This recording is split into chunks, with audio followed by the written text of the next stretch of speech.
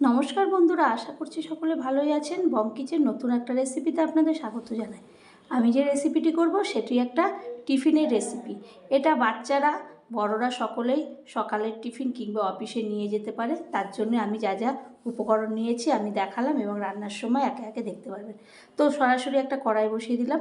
কড়াইয়ের মধ্যে আমি এক বাটি দিয়ে দিলাম চিড়াটাকে আমি ভালো করে ভেজে নেব। একটু ভাজা একটু কড়মড় আওয়াজ হলে আমি চিড়াটাকে একটা বাটির মধ্যে সাঁড়াশি দিয়ে আমি কড়াইটাকে ধরে বাটির মধ্যে ঢেলে নেব। তো আমি এই রেসিপিটা কীভাবে করব শেষ পর্যন্ত না দেখলে তো একদমই বুঝবেন না। আর চ্যানেলটি সাবস্ক্রাইব না করলে সাবস্ক্রাইব করবেন, লাইক শেয়ার কমেন্ট করবেন, পাশে থাকা বেল বাটনটি টিপবেন, তারপর যে কোনো রেসিপি আপনাদের কাছে আগেই পৌঁছাবে। তো চিড়াটা ঢালতে গিয়ে একটু পড়ে গেছিলো। এরপরে ওর মধ্যে দিয়ে দিলাম সাদা তেল আর দিয়ে দিলাম 1 চামচি ঘি দিয়ে একদম তেলের মধ্যে ভালো করে মিশিয়ে দিলাম চামচিটা পুরো ভর্তি করে। তো তারপরে দিয়ে দিলাম হাফ বাটির মতো কারি পাতা। যেহেতু এটা পোলাও করব চিড়ের, তো কারি পাতা দিলে গন্ধটা খুবই ভালো লাগে। এখানে অন্য কোনো মশলা ব্যবহার করব না। কারি পাতাটা একটু ভাজা ভাজা হলে আমি দিয়ে দেব কাজু, কিশমিশ আর চিনেবাদাম দিয়ে ভালো করে কারি পাতার সঙ্গে আমি ভেজে নেব। একে একে সব উপকরণগুলো দিতে থাকবো। ওটা একটু ভাজা ভাজা হয়ে গেলে ওর মধ্যে প্রথমে দিয়ে দেব আমি ডুমু করে কেটে রাখা গাজর। যেহেতু গাজরটা শক্ত, সিদ্ধ হতে সময় লাগবে। এখানে আমি কোনো জল ব্যবহার করব না।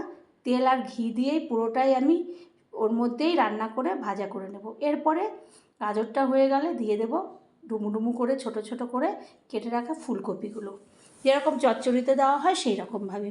ওটা দেওয়া হয়ে গেলে, ওটা একটু ভাজা হয়ে গেলে দিয়ে দেব আমি বিনসগুলো দেওয়া হয়ে গেলে আবার একটু নাড়াচাড়া করে নেব। করে তারপরে ওর মধ্যে যে শক্তগুলো আগে দিয়ে দিলাম। এরপরে দিয়ে দিলাম ক্যাপসিকাম কুচি। ক্যাপসিকামটা দিয়ে আবারও একটু নাড়াচাড়া করে নেব। নাড়াচাড়া করা হয়ে গেলে যখন একটু ভাজা ভাজা মতন হয়ে আসবে, তখন ওর মধ্যে পাকা আর কাঁচা লঙ্কা আমি কুচি করে রেখেছিলাম সেইটা দিয়ে দেব। এখানে তো আর কোনো লঙ্কা ব্যবহার হবে না, শুধু কাঁচা লঙ্কাটাই দিয়ে দিলাম।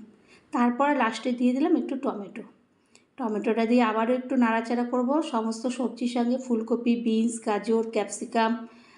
তারপরে দিয়ে দেব একটু চিনি দিয়ে দিলাম।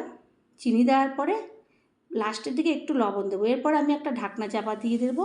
ঢাকনাটা দিয়ে আমি ভালো করে এরপরে আমি ওটা খুন্তি দিয়ে ভালো করে নাড়াচাড়া করে আমি ওর মধ্যে দিয়ে দিলাম একটু কড়াইশুঁটি বা মটরশুঁটি। এরপরে লবণ দিয়ে দেবো লাস্টের দিকে।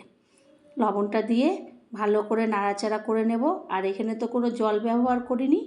এরপরে আমি দিয়ে দিলাম যে ভেজে রেখেছিলাম চিড়াটা, সেই চিড়াটা।